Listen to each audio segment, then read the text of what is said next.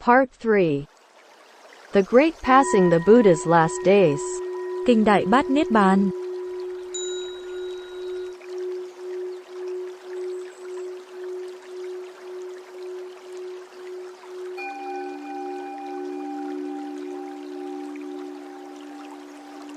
Part 4. The Last Meal the Elephants Look. Then the Blessed One, getting ready in the forenoon, took bowl and robe and went into Vasali for alms. After the alms round and meal, on his return, he looked upon Vasali with the elephant's look, and said to the Venerable Ananda, "This, Ananda, is the last time that the Tathagata will look upon Vasali. Come, Ananda, let us go to Bandagama." "So be it, O Lord." And the Blessed One took up his abode at Bandagama together with a large community of bhikkhus. And the Blessed One addressed the bhikkhus, saying, "Bhikkhus, it is through not realizing, through not penetrating four principles that this long course of birth and death has been passed through and undergone by me as well as by you." What are those four? They are noble virtue, noble concentration, noble wisdom, and noble emancipation. But now, bhikkhus, that these have been realized and penetrated, cut off is the craving for existence, destroyed is that which leads to renewed becoming, and there is no fresh becoming. And having spoken these words, the Happy One, the Master, spoke again, saying, "Virtue, concentration, wisdom, and emancipation unsurpassed. These are the principles realized by Gautama the Renowned. And, knowing them, he, the Buddha, to his monks has taught the Dhamma. He, the destroyer of suffering, the Master, the Seer, is at peace." And also at Bandagama the Blessed One often gave counsel to the bhikkhus thus: "Such and such is virtue, such and such is concentration, and such is wisdom. Great becomes the fruit, great is the gain of concentration when it is fully developed by virtuous conduct, great becomes the fruit. Great is the gain of wisdom when it is fully developed by concentration. Utterly freed from the taints of lust, becoming, and ignorance is the mind that is fully developed in wisdom." When the Blessed One had stayed at Bandagama as long as he pleased, he spoke to the Venerable Ananda, "Come, Ananda, let us go to Hathagama." "So be it, Lord." And the Blessed One took up his abode at Hathagama together with a large community of bhikkhus. And when the Blessed One had stayed at Hathagama as long as he pleased, he took up his abode at Ambagama, then at Jambugama. And at each of these places the Blessed One often gave counsel to the bhikkhus thus: "Such and such is virtue, such and such is concentration, and such is wisdom. Great becomes the fruit, great is the gain of concentration when it is fully developed by virtuous conduct, great becomes the fruit. Great is the gain of wisdom when it is fully developed by concentration. Utterly freed from the taints of lust, becoming, and ignorance is the mind that is fully developed in wisdom." And when the Blessed One had stayed at Jambugama as long as he pleased, he spoke to the Venerable Ananda, "Come, Ananda, let us go to Bhoganagara." "So be it, Lord." And the Blessed One took up his abode at Bhoganagara together with a large community of bhikkhus, and stayed in the Ananda shrine. The four great references. And there the Blessed One addressed the bhikkhus, saying, "Now, bhikkhus, I shall make known to you the four great references. Listen and pay heed to my words." And those bhikkhus answered, saying, "So be it, Lord." Then the Blessed One said, "In this fashion, bhikkhus, a bhikkhu might speak face to face with the Blessed One, 'Brethren, I have heard and learned thus, this is the Dhamma and the discipline, the Master's dispensation,' or, 'In an abode of such and such a name lives a community with elders and a chief. Face to face with that community, I have heard and learned thus, this is the Dhamma and the discipline, the Master's dispensation,' or, 'In an abode of such and such a name live several bhikkhus, who are elders, who are learned, who have accomplished their course, who are preservers of the Dhamma, the discipline, and the summaries. Face to face with those elders, I have heard and learned thus, this is the Dhamma and the discipline, the Master's dispensation, or, in an abode of such and such a name lives a single bhikkhu who is an elder, who is learned, who has accomplished his course, who is a preserver of the Dhamma, the discipline, and the summaries. Face to face with that elder, I have heard and learned thus, this is the Dhamma and the discipline, the Master's dispensation. In such a case, bhikkhus, the declaration of such a bhikkhu is neither to be received with approval nor with scorn. Without approval and without scorn, but carefully studying the sentences word by word, one should trace them in the discourses and verify them by the discipline. If they are neither traceable in the discourses nor verifiable by the discipline, one must conclude thus: certainly, this is not the Blessed One's utterance, this has been misunderstood by that bhikkhu or by that community, or by those elders, or by that elder. In that way, bhikkhus, you should reject it. But if the sentences concerned are traceable in the discourses and verifiable by the discipline, then one must conclude thus: certainly, this is the Blessed One's utterance. This has been well understood by that bhikkhu or by that community, or by those elders, or by that elder. And in that way, bhikkhus, you may accept it on the first, second, third, or fourth reference. These bhikkhus are the four great references for you to preserve. And also at Bhoganagara, at the Ananda shrine, the Blessed One often gave counsel to the bhikkhus thus: such and such is virtue, such and such is concentration, and such is wisdom. Great becomes the fruit, great is the gain of concentration when it is fully developed by virtuous conduct. Great becomes the fruit, great is the gain of wisdom when it is fully developed by concentration, utterly freed from the taints of lust, becoming, and ignorance is the mind that is fully developed in wisdom. When the Blessed One had stayed at Bhoganagara as long as he pleased, he spoke to the Venerable Ananda, saying, "Come, Ananda, let us go to Pava." "So be it, Lord."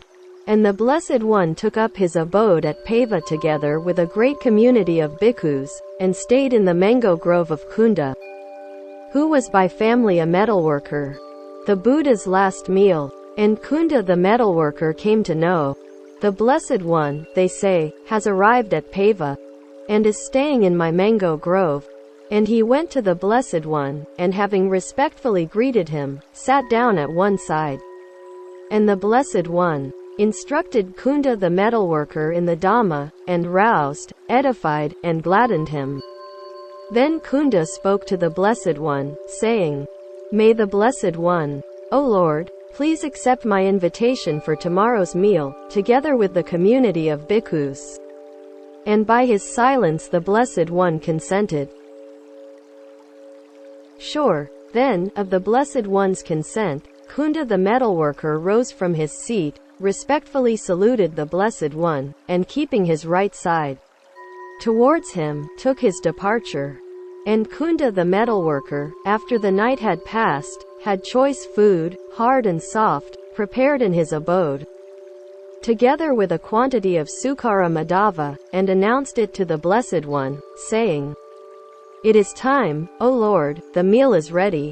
Thereupon the Blessed One, in the forenoon, having got ready, took bowl and robe and went with the community of bhikkhus to the house of Kunda, and there sat down on the seat prepared for him. And he spoke to Kunda, saying, "With the Sukara Madhava you have prepared, Kunda, you may serve me. With the other food, hard and soft, you may serve the community of bhikkhus." "So be it, Lord." And with the Sukara Madhava prepared by him, he served the Blessed One, and with the other food, hard and soft, he served the community of bhikkhus. Thereafter the Blessed One spoke to Kunda, saying, Whatever, Kunda, is left over of the Sukara Madhava, bury that in a pit. For I do not see in all this world, with its gods, Maras, and Brahmas, among the host of ascetics and Brahmins, gods and men, anyone who could eat it and entirely digest it except the Tathagata alone. And Kunda the metalworker answered the Blessed One saying, So be it, O Lord. And what remained over of the Sukara Madhava he buried in a pit. Then he returned to the Blessed One, respectfully greeted him, and sat down at one side. And the Blessed One instructed Kunda the metalworker in the Dhamma, and roused, edified, and gladdened him. After this he rose from his seat and departed. And soon after the Blessed One had eaten the meal provided by Kunda, the metalworker, a dire sickness fell upon him, even dysentery, and he suffered sharp and deadly pains. But the Blessed One endured them mindfully, clearly comprehending and unperturbed. Then the Blessed One spoke to the Venerable Ananda, saying, Come, Ananda, let us go to Kusinara. And the Venerable Ananda answered, So be it, Lord. When he had eaten Kunda's food, I heard, with fortitude the deadly pains he bore. From the Sukara Madhava a sore and dreadful sickness came upon the Lord. But nature's pangs he endured. Come, let us go to Kusinara, was his dauntless word. The clearing of the waters. Now on the way the Blessed One went aside from the highway and stopped at the foot of a tree. And he said to the Venerable Ananda, Please fold my upper robe in four, Ananda, and lay it down. I am weary and want to rest a while. So be it, Lord. And the Venerable Ananda folded the robe in four and laid it down. And the Blessed One sat down on the seat prepared for him and said to the Venerable Ananda, Please bring me some water, Ananda. I am thirsty, and want to drink. And the Venerable Ananda answered the Blessed One, But just now, Lord, a great number of carts, 500 carts, have passed over. And the shallow water has been cut through by the wheels, so that it flows turbid and muddy. But the Kakutha River, Lord, is quite close by, and its waters are clear, pleasant, cool, and translucent. It is easily approachable and delightfully placed. There the Blessed One can quench his thirst and refresh his limbs. But a second time the Blessed One made his request, and the Venerable Ananda answered him as before. And then for a third time the Blessed One said, Please bring me some water, Ananda. I am thirsty and want to drink. Then the Venerable Ananda answered, saying, So be it, Lord. And he took the bowl, and went to the stream. And the shallow water, which had been cut through by the wheels so that it flowed turbid and muddy, became clear and settled down, pure and pleasant as the Venerable Ananda drew near. Then the Venerable Ananda thought, Marvelous and most wonderful indeed is the power and glory of the Tathagata. And he took up water in the bowl and carried it to the Blessed One, and said, Marvelous and most wonderful indeed is the power and glory of the Tathagata. For this shallow water, which had been cut through by the wheels so that it flowed turbid and muddy, became clear and settled down, pure and pleasant. As I drew near, now let the Blessed One drink the water. Let the Happy One drink. And the Blessed One drank the water. Pukuese the Mala. Now it so happened that one Pukuese of the Mala clan, who was a disciple of Alara Kalama, was passing by on his way from Kusinara to Pava. And when he saw the Blessed One seated at the foot of a tree, he approached him, respectfully greeted him, and sat down at one side. And he spoke to the Blessed One, saying, Marvelous it is. Lord, most wonderful it is, O Lord, the state of calmness wherein abide those who have gone forth from the world. For at one time, Lord, Alara Kalama, was on a journey, and he went aside from the highway and sat down by the wayside at the foot of a tree to pass the heat of the day. And it came about, Lord, that a great number of carts, even 500 carts, passed by him, one by one.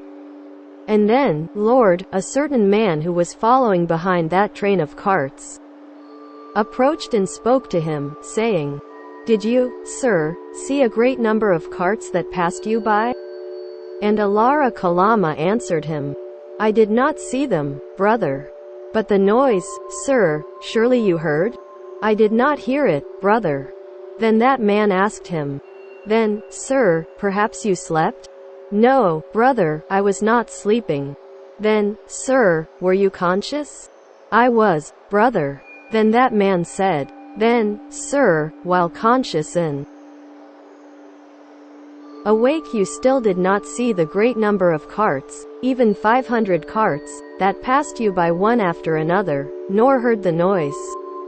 Why, sir, your very robe is covered with their dust." And Alara Kalama replied, saying, "So it is, brother." And to that man, O Lord, came the thought, "Marvelous it is. Most wonderful indeed it is, the state of calmness wherein abide those who have gone forth from the world." And there arose in him great faith in Alara Kalama, and he went his way. Now what do you think, Pukusa? What is more difficult to do, more difficult to meet with that a man, while conscious and awake, should not see a great number of carts, even 500 carts, that passed him by one after another, nor hear the noise, or that one conscious and awake, in the midst of a heavy rain, with thunder rolling, lightning flashing, and thunderbolts crashing,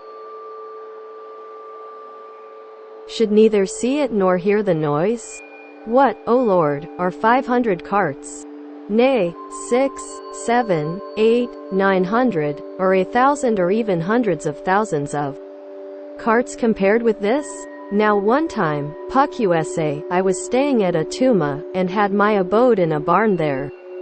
And at that time there was a heavy rain, with thunder rolling, lightning flashing, and thunderbolts crashing. And 2 farmers who were brothers were killed close to the barn, together with 4 oxen. And a great crowd came forth from Atuma to the spot where they were killed. Now at that time, Pukusa, I had come out of the barn and was walking up and down in thought before the door. And a certain man from the great crowd approached me, respectfully greeted me, and stood at one side. And I asked him, "Why, brother, has this great crowd gathered together?" And he answered me, "Just now, Lord, there was a heavy rain, with thunder rolling, lightning flashing, and thunderbolts crashing. And 2 farmers who were brothers were killed close by, together with 4 oxen. It is because of this that the great crowd has gathered. But where, Lord, were you?" "I was here, brother." "Yet, Lord, did you not see it?" "I did not see it, brother." "But the noise, Lord, you surely heard?" "I did not hear it, brother." Then that man asked me, "Then, Lord, perhaps you slept?" "No, brother, I was not sleeping." "Then, Lord, you were conscious?" "I was, brother." Then that man said, "Then, Lord, while conscious and awake, in the midst of a heavy rain, with thunder rolling, lightning flashing, and thunderbolts crashing, you neither saw it nor heard the noise?" And I answered him, saying, "I did not, brother." And to that man, Pukusa, came the thought, "Marvelous it is, most wonderful indeed it is, the state of calmness wherein abide those who have gone forth from the world." And there arose in him great faith in me, and he respectfully saluted me, and keeping his right side towards me, he went his way. When this had been said, Pukusa of the Mala clan said to the Blessed One, "The faith, Lord, that I had in Alara Kalama I now scatter to the mighty wind. I let it be carried away as by a flowing stream. Excellent, O Lord, most excellent, O Lord. It is as if, Lord, one were to set upright what had been overthrown, or to reveal what had been hidden, or to show the path to one who had gone astray, or to light a lamp in the darkness so that those having eyes might see. Even so has the Blessed One set forth the Dhamma in many ways." And so, O Lord, I take my refuge in the Blessed One, the Dhamma, and the community of bhikkhus. May the Blessed One accept me as his disciple, one who has taken refuge until the end of life. Then Pukyusa of the Malla clan spoke to a certain man, saying, Bring me at once, friend, 2 sets of golden-hued robes, burnished and ready for wear. And the man answered him, So be it, sir. And when the robes were brought, Pukyusa of the Malla clan offered them to the Blessed One, saying, May the Blessed One, O Lord, out of compassion, accept this from me. And the Blessed One said, Robe me, then in one, Pukyusa, and in the other robe Ananda. So be it, Lord. And he thereupon robed the Blessed One in one, and in the other he robed the Venerable Ananda. And then the Blessed One instructed Pukyusa of the Malla clan in the Dhamma, and roused, edified, and gladdened him. And after that, Pukyusa rose from his seat, respectfully saluted the Blessed One, and keeping his right side towards him, went his way. And soon after Pukyusa of the Malla clan had departed, the Venerable Ananda arranged the set of golden-hued robes, burnished and ready for wear, about the body of the Blessed One. But when the set of robes was arranged upon the body of the Blessed One, it became as though faded, and its splendor dimmed. And the Venerable Ananda said to the Blessed One, Marvelous it is, O Lord, most wonderful indeed it is, how clear and radiant the skin of the Tathagata appears. This set of golden-hued robes, burnished and ready for wear, Lord, now that it is arranged upon the body of the Blessed One seems to have become faded, its splendor dimmed. It is so, Ananda. There are 2 occasions, Ananda, when the skin of the Tathagata appears exceedingly clear and radiant. Which are these 2? The night, Ananda, when the Tathagata becomes fully enlightened in unsurpassed, supreme enlightenment, and the night when the Tathagata comes to his final passing away into the state of nibbana in which no element of clinging remains. These, Ananda, are the 2 occasions on which the skin of the Tathagata appears exceedingly clear and radiant. And now today, in the last watch of this very night, Ananda, in the Malas Sala Grove, in the vicinity of Kusinara, between 2 Sala trees, the Tathagata will come to his parinibbana. So now, Ananda, let us go to the Kakutha river. Clad in Pukyusa's gift, the robes of gold, the Master's form was radiant to behold. At the Kakutha river, then the Blessed One went to the Kakutha river together with a great community of bhikkhus. And he went down into the water and bathed and drank.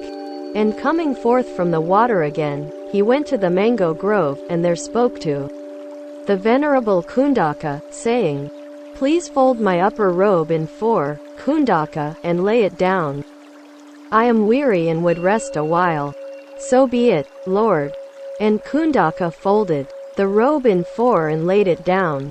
And the Blessed One lay down on his right side, in the lion's posture, resting one foot upon the other, and so disposed himself, mindfully and clearly comprehending, with the time for rising held in mind.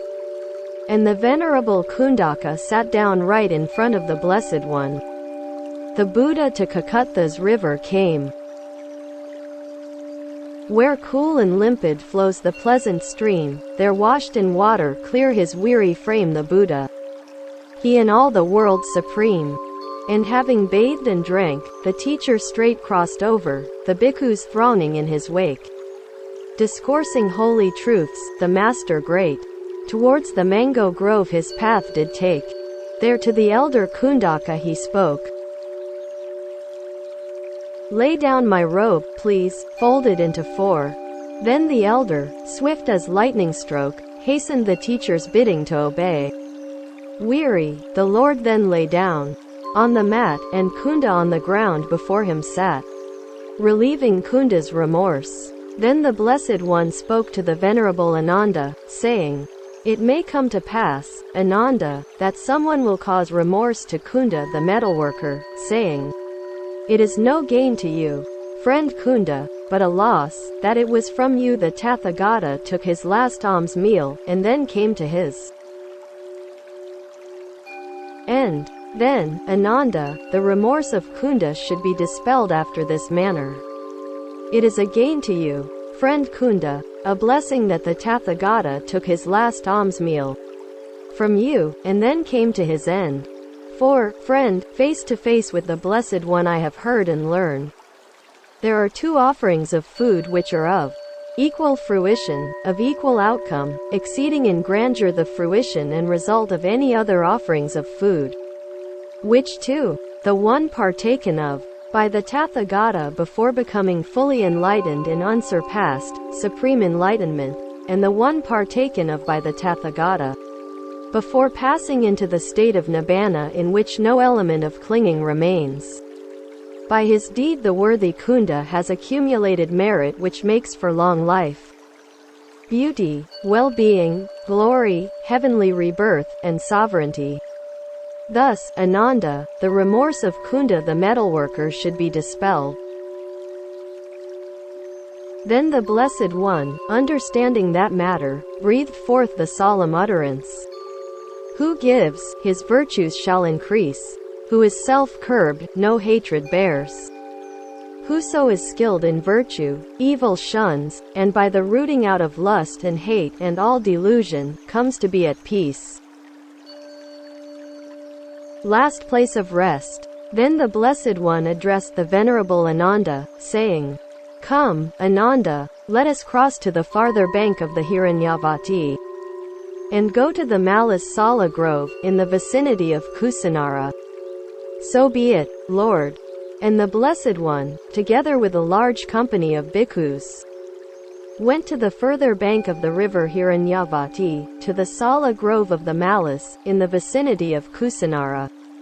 And there he spoke to the Venerable Ananda, saying, "Please, Ananda, prepare for me a couch between the twin Sala trees, with the head to the north. I am weary, Ananda, and want to lie down."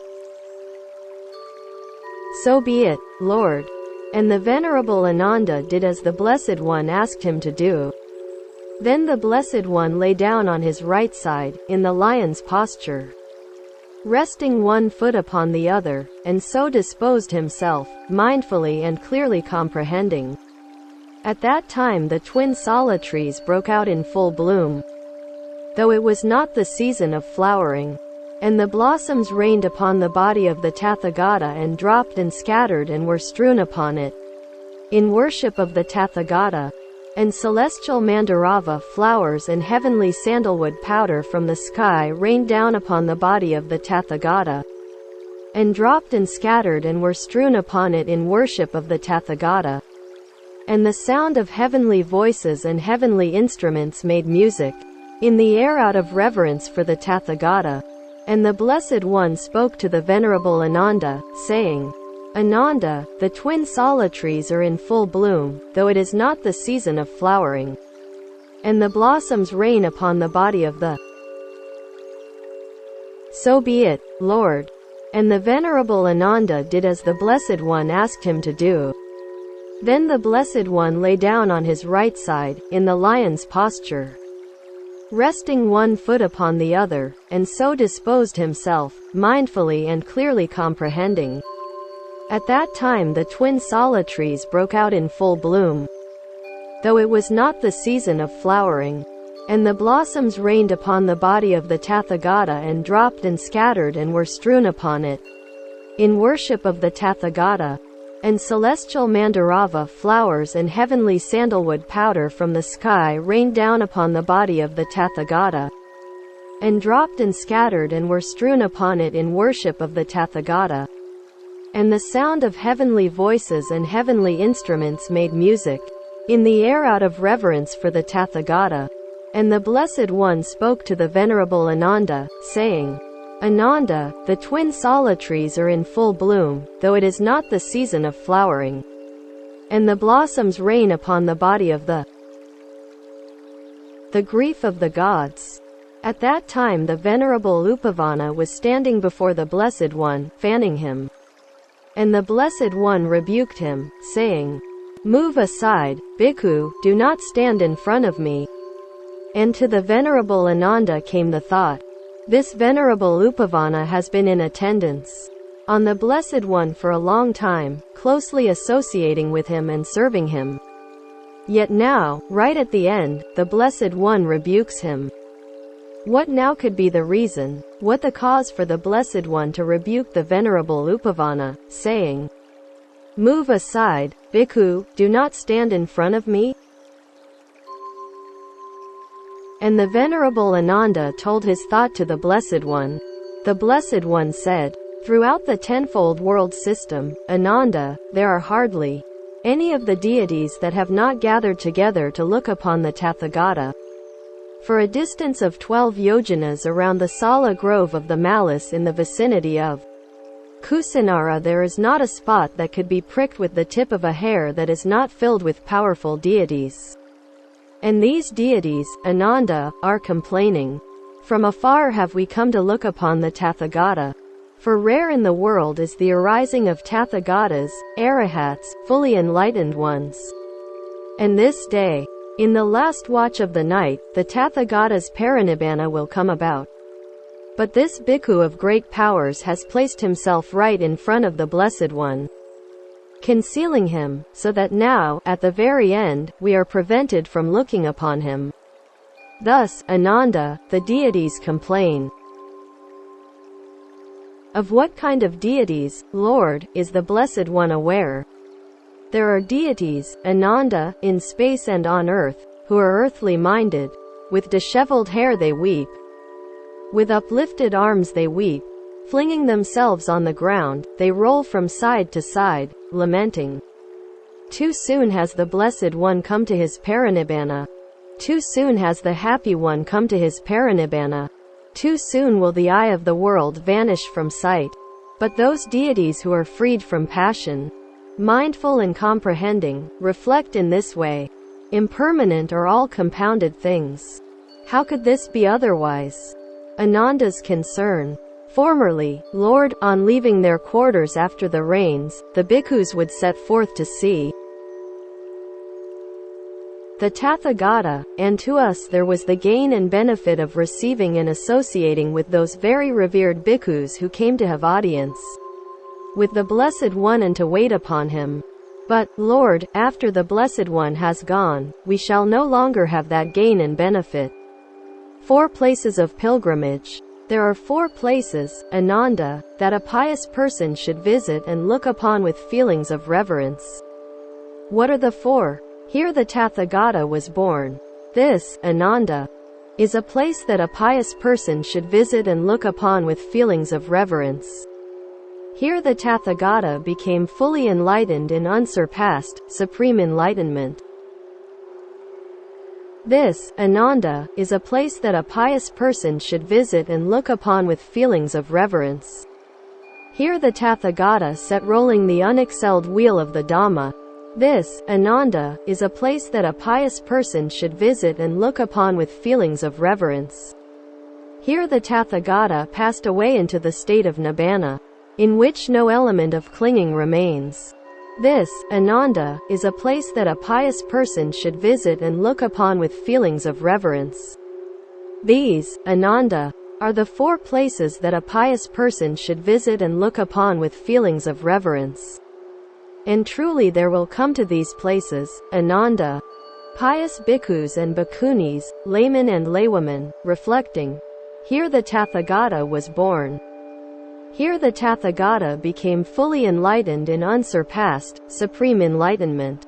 Here the Tathagata set rolling the unexcelled wheel of the Dhamma. Here the Tathagata passed away into the state of Nibbana in which no element of clinging remains. And whoever, Ananda, should die on such a pilgrimage with his heart established in faith, at the breaking up of the body, after death, will be reborn in a realm of heavenly happiness. Then the Venerable Ananda said to the Blessed One, "How, Lord, should we conduct ourselves towards women? do not see them, Ananda. But, Lord, if we do see them? Do not speak, Ananda.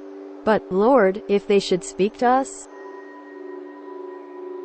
Then, Ananda, you should establish mindfulness. Then the Venerable Ananda said, how should we act, Lord, respecting the body of the Tathagata? Do not hinder yourselves, Ananda, to honor the body of the Tathagata. Rather you should strive, Ananda, and be zealous on your own behalf. For your own good, unflinchingly, ardently, and resolutely you should apply yourselves to your own good.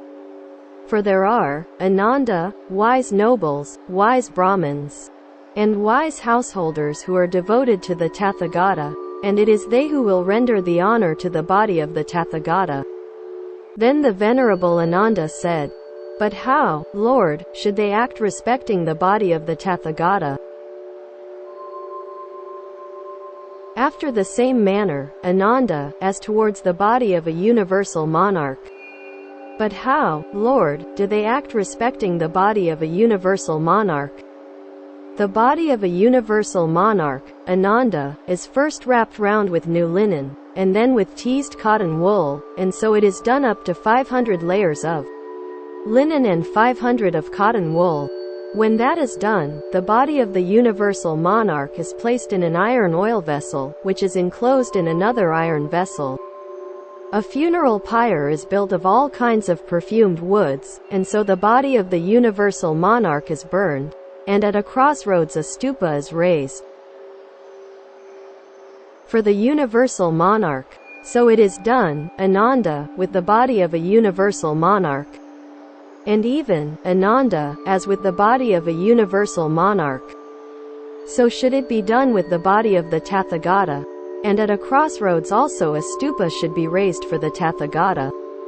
And whosoever shall bring to that place garlands or incense or sandal paste, or pay reverence, and whose mind becomes calm there, it will be to his well-being and happiness for a long time.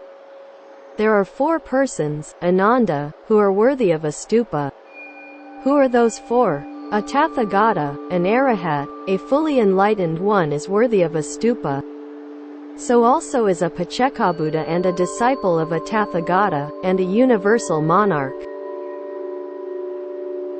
And why, Ananda, is a Tathagata, an Arahat, a fully enlightened one worthy of a stupa? Because, Ananda, at the thought, this is the stupa of that blessed one, Arahat, fully enlightened one, the hearts of many people will be calmed and made happy, and so calmed and with their minds established in faith therein. At the breaking up of the body, after death, they will be reborn in a realm of heavenly happiness. And so also at the thought, this is the stupa of that Paccekabuddha, or this is the stupa of a disciple of that Tathagata, Arahat, fully enlightened one, or this is the stupa of that righteous monarch who ruled according to Dhamma. The hearts of many people are calmed and made happy, and so calmed and with their minds established in faith therein, at the breaking up of the body. After death, they will be reborn in a realm of heavenly happiness. And it is because of this, Ananda, that these 4 persons are worthy of a stupa. Ananda's grief. Then the Venerable Ananda went into the vihara and leaned against the doorpost and wept. I am still but a learner, and still have to strive for my own perfection. But, alas, my master, who was so compassionate towards me, is about to pass away.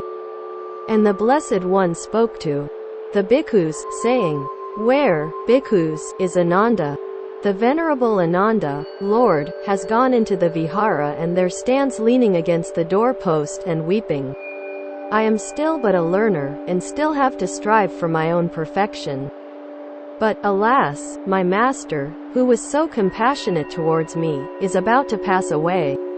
Then the Blessed One asked a certain bhikkhu to bring the Venerable Ananda to him, saying, go, bhikkhu, and say to Ananda, friend Ananda, the Master calls you.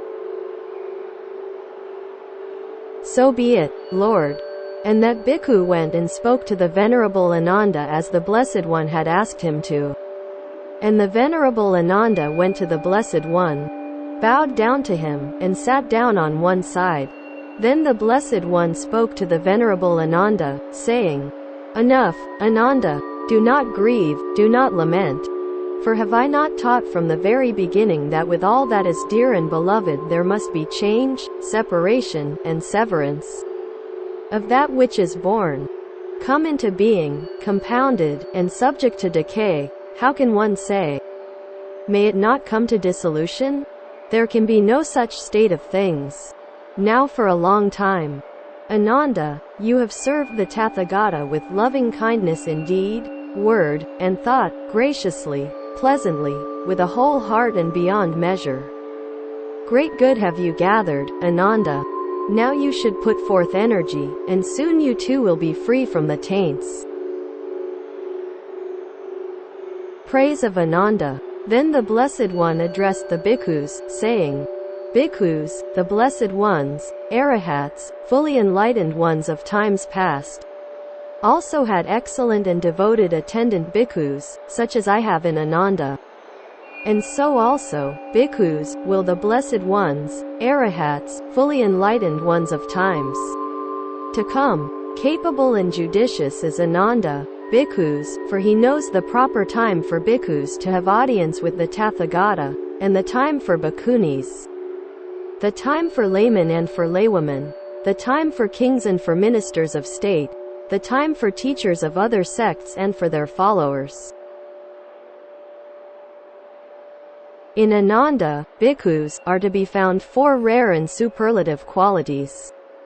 What are the 4? If bhikkhus, a company of bhikkhus should go to see Ananda, they become joyful on seeing him, and if he then speaks to them of the Dhamma, they are made joyful by his discourse, and when he becomes silent, they are disappointed. So it is also when bhikkhunis, laymen, or laywomen go to see Ananda, they become joyful on seeing him, and if he then speaks to them of the Dhamma, they are made joyful by his discourse, and when he becomes silent, they are disappointed.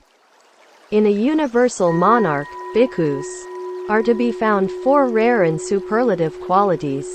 What are those 4? If bhikkhus, a company of nobles should go to see the universal monarch, they become joyful on seeing him, and if he then speaks, they are made joyful by his talk, and when he becomes silent, they are disappointed. So it is also when a company of Brahmins, of householders, or of ascetics goes to see a universal monarch. And in just the same way, bhikkhus in Ananda are to be found these 4 rare and superlative qualities. The past glory of Kusinara. When this had been said, the Venerable Ananda spoke to the Blessed One, saying, "Let it not be, Lord, that the Blessed One should pass away in this mean place. This uncivilized township in the midst of the jungle, a mere outpost of the province. There are great cities, Lord, such as Kampa, Rajagaya, Savatthi, Saketa, Kosambi, and Benares. Let the Blessed One have his final passing away in one of those. For in those cities dwell many wealthy nobles and Brahmins and householders who are devotees of the Tathagata, and they will render due honor to the remains of the Tathagata. Do not say that, Ananda. Do not say, this mean place, this uncivilized township in the midst of the jungle, a mere outpost of the province. In times long past, Ananda, there was a king by the name of Maha Suddasana, who was a universal monarch, a king of righteousness, a conqueror of the 4 quarters of the earth, whose realm was established in security, and who was endowed with the 7 jewels.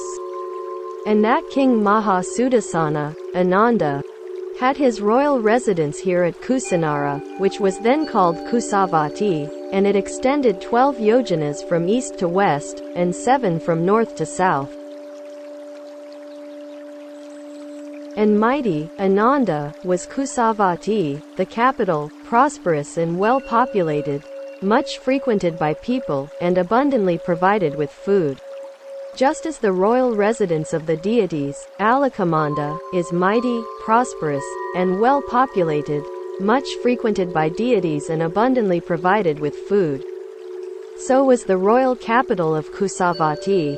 Kusavati, Ananda, resounded unceasingly day and night with 10 sounds: the trumpeting of elephants, the neighing of horses, the rattling of chariots, the beating of drums and tabors, music and song, cheers, the clapping of hands, and cries of, "Eat, drink, and be merry."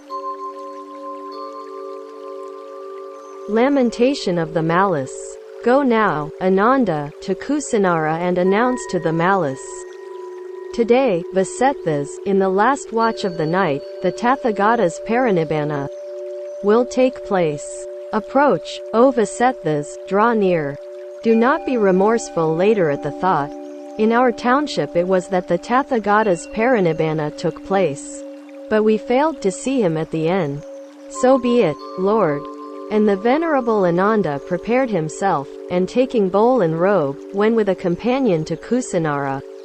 Now at that time the malice had gathered in the council hall for some public business, and the venerable Ananda approached them and announced, "Today, Vasetthas, in the last watch of the night, the Tathagata's parinibbana will take place.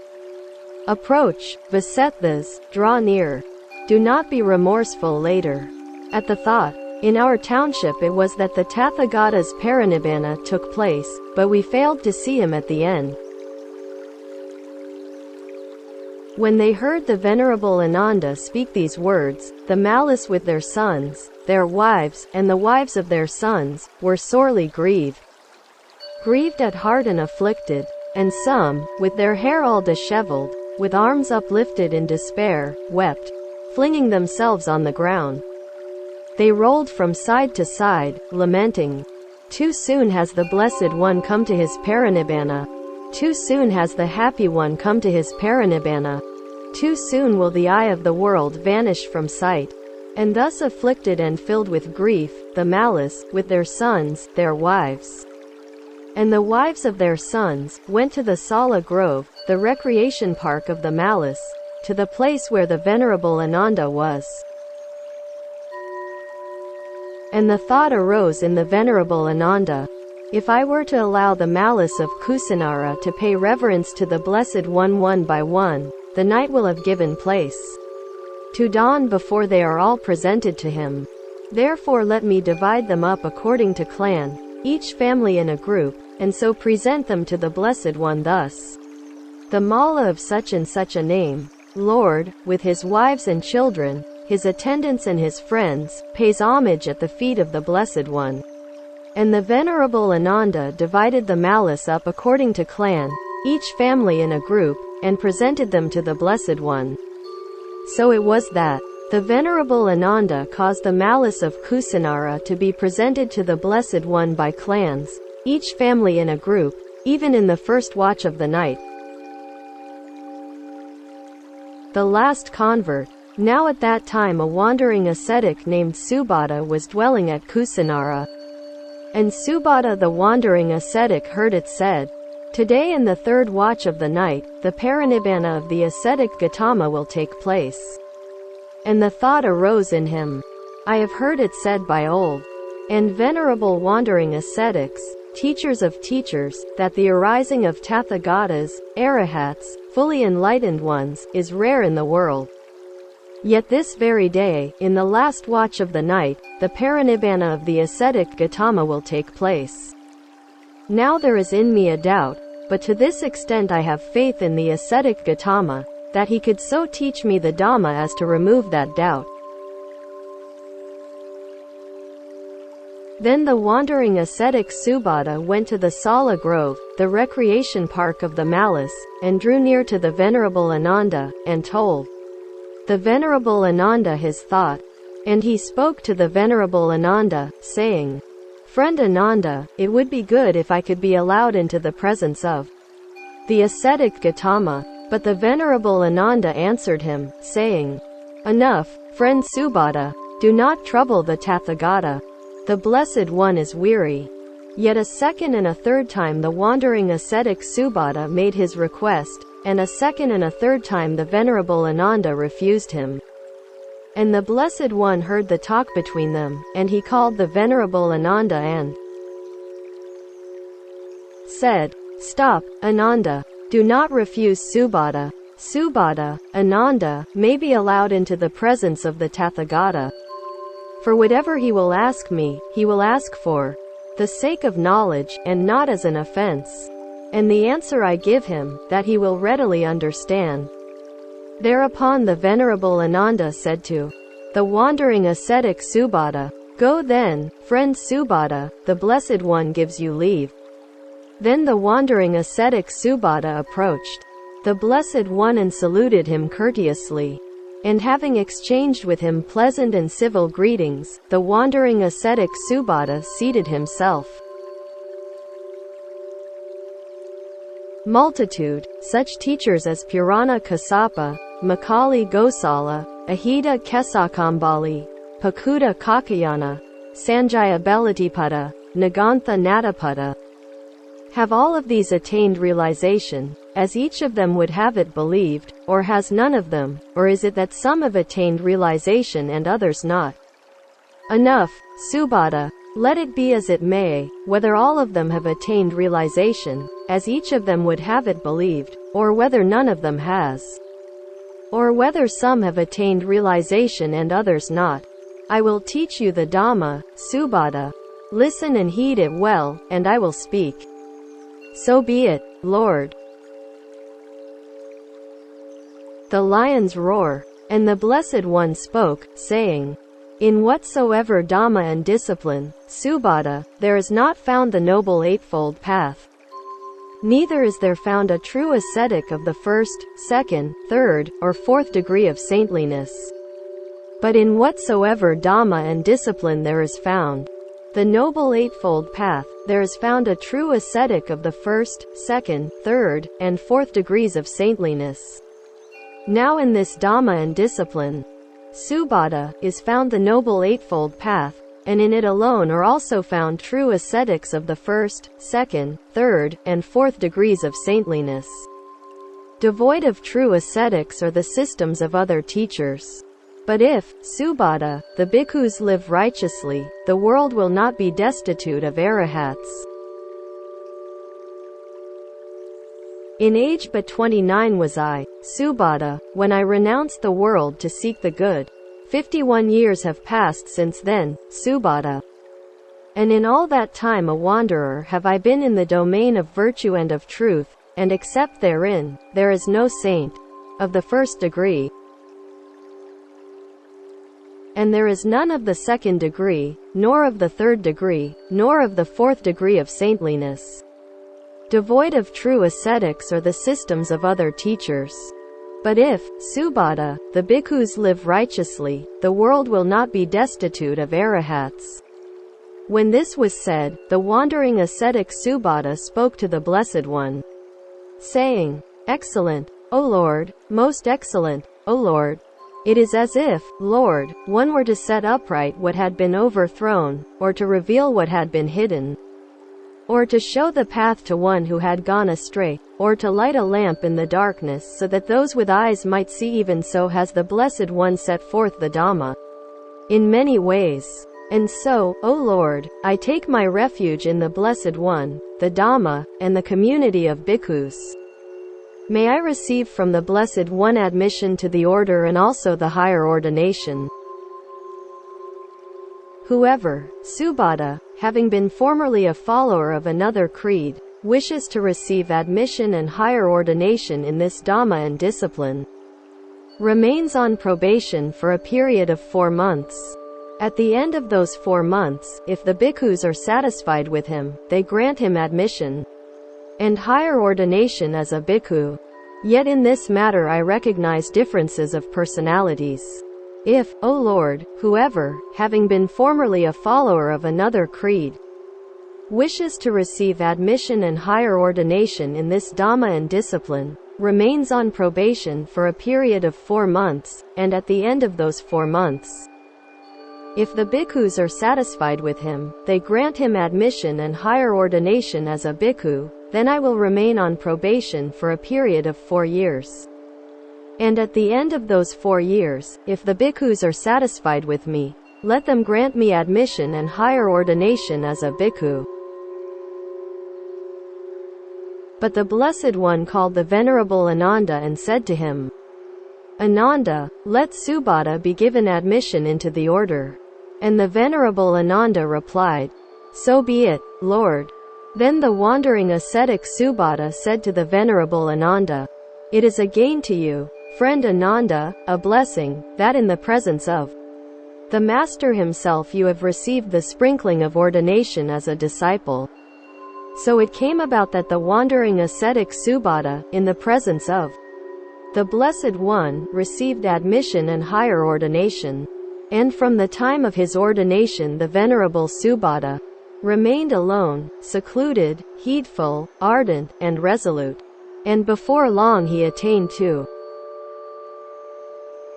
the goal for which a worthy man goes forth rightly from home to homelessness, the supreme goal of the holy life, and having by himself realized it, with higher knowledge, he dwelt therein. He knew, destroyed his birth, the higher life is fulfilled, nothing more is to be done, and beyond this life nothing more remains. And the Venerable Subhata became yet another among the Arahats, and he was the last disciple converted by the Blessed One himself.